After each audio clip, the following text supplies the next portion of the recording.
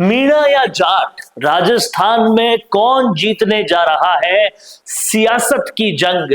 क्योंकि भले ही अभी चुनाव नहीं हो, लेकिन कहीं ना कहीं जातियों को साधने की कोशिश बहुत तेजी से हो रही है।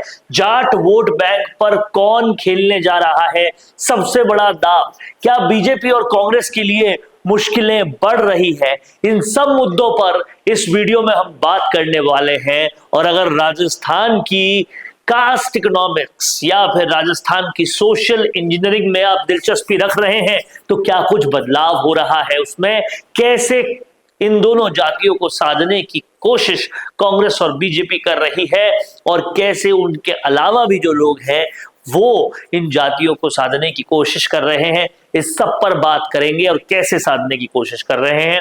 इसलिए इस वीडियो के आखिर तक जरूर बने रहिएगा, क्योंकि संवाद पर जो विश्लेषण होता है वो राजनीति के परत के नीचे की परत और पर्दे के पीछे का पर्दा आपके लिए सबसे आसान और दिलचस्प भाषा में खोलने के लिए होता है। सब्सक्राइब नहीं किया तो अभी तक कर लीजिएगा। मीणा वर्सेस जाट, राजस्थान में कौन जीतेगा, सत्ता की जंग, इस पर हो रही है बात। और आज सबसे पहले समझेंगे कि जाट वोट बैंक और बीजेपी कांग्रेस का क्या खेल चल रहा है, और इस खेल में कौन आगे और कौन पीछे चल रहा है। देखिए, नागौर में ज्योति मिर्धा वर्सेस गजेंद्र सिंह खिरसर हो रहा है, और इससे कहीं ना कहीं बीजेपी के अंदर जाट राजपूत होते हुए नजर आ रहा है। लेकिन बीजेपी में जैसे जैसे राजपूत वर्चस्व घट रहा है, तो बीजेपी भी कहीं ना कहीं जाटों को साधने की कोशिश कर रही है। और यह समझने वाली बात है कि जाट आरक्षण पर कांग्रेस खुद असमंजस में है, इसलिए कांग्रेस तो इससे बहुत दूर है। लेकिन नई पीढ़ी को लुभाने के लिए कांग्रेस की रणनीति तेज हो रही है, पर कुछ खास धरातल पर दिख नहीं रहा।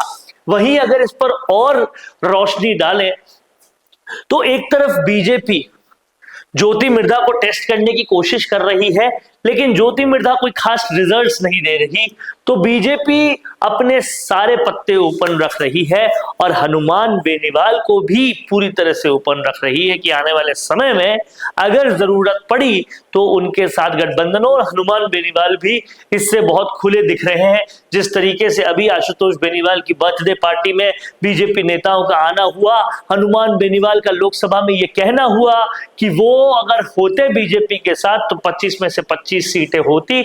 ऐसे सारे संकेत बता रहे हैं कि बीजेपी किसी भी तरीके से अपना जाट वर्चस्व बढ़ाना चाह रही है।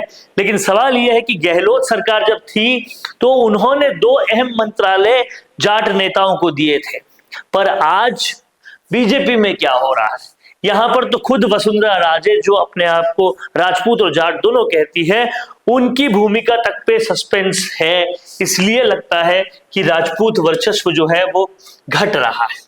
लेकिन अगर समझें तो लोकसभा में बीजेपी से जाट वोट जो है वो खिसकते हुए नजर आए, और नागौर में वो वोट जो है कहीं ना कहीं खिसकते हुए दिखाई दिए।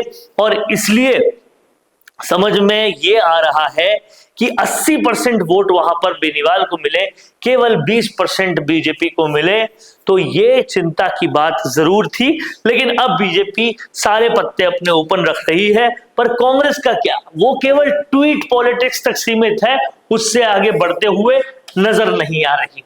वहीं पर अगर हनुमान बेनीवाल बनाम बीजेपी कांग्रेस को देखें तो दोनों दलों के वोट बैंक में सेंध हो गई, और इसीलिए शायद बेनीवाल की वापस एंट्री बीजेपी में होनी तय लग रही है। कांग्रेस को उम्मीद है कि जाट लौटेंगे, लेकिन बीजेपी भी पूरी तरह से अलर्ट है और निर्मल चौधरी पर कहीं ना कहीं दाव लगाने की कोशिश कांग्रेस कर रही है। पर यह दाव कितना ठीक जाएगा, ये देखने वाली बात होगी। अगर बीजेपी बेनीवाल को साथ में ले आती है तो इस दाव का भी कोई खास मतलब रहता नहीं। ये तो थी जाट वोट बैंक की बात, लेकिन मीणा वोट बैंक में क्या हो रहा है इसको समझते हैं। मीणा वोट बैंक और किरोड़ी लाल मीणा, ये कहीं ना कहीं बहुत दिलचस्प वोट बैंक है।